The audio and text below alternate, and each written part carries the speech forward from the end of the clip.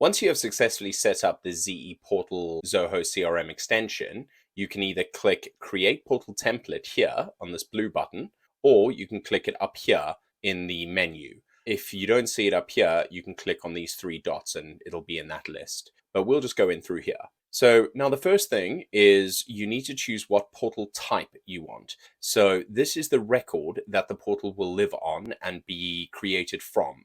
So most people will probably do this from the deals module or the contacts module, but you might decide to do this from your leads module or your vendors module, or maybe all of them. So for now, we'll do deals, and then we need to set a deal portal person type. So this will be the person that is in the lookup field on the deal. So for example, a contact lookup, a lead lookup, or a vendor lookup. As standard, Zoho comes with a contact lookup field called contact name. So we'll set this template as the contact. Now we need to set a name for our portal. Here we can use merge tags by typing hash and then writing whatever we need. When your portal type is a deal, then you also get all of the merge tags for either your contact, your vendor, or your lead. So in this case, we'll just call this contact full names employee onboarding portal. Now you can select a pre-existing folder on your deal or contact for the portal documents to be saved to. In this case, I'm going to choose the work drive folder. So if I search for work drive, I can see I've got either the deals work drive folder or I've got the contacts work drive folder.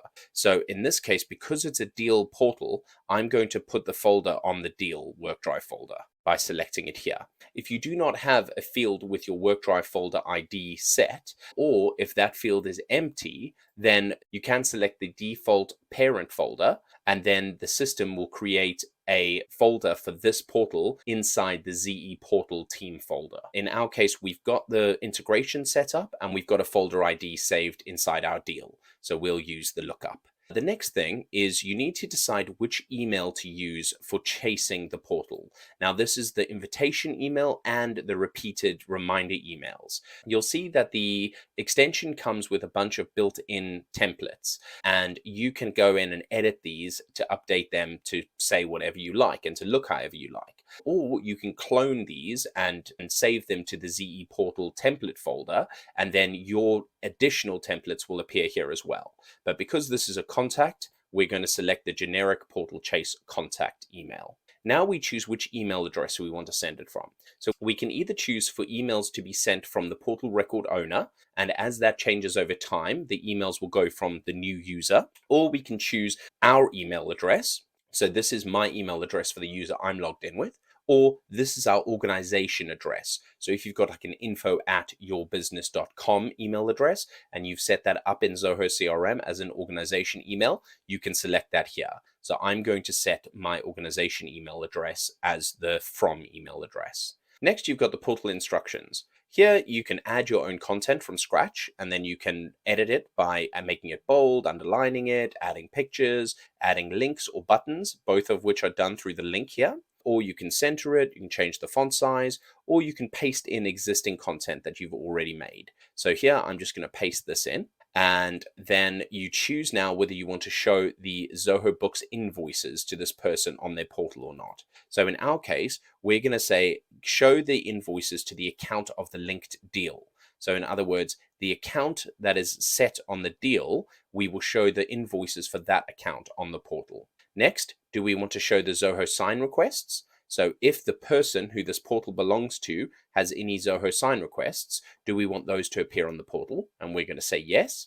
Here we've got the default hours between chase emails. So this is set as a default of 24 hours, but you may wish to increase this to 72 hours or 60 hours or whatever suits your business needs, but we'll leave it at 24 hours. Next, we've got our items. So with our items, we can copy and paste existing information that I've already got here, and you'll see that I've got the proof of ID and then I've got the person's first name, because you might be working with a married couple, for example, where you only want to send the portal to one of the people, but you want to ask for proof of ID from both of them.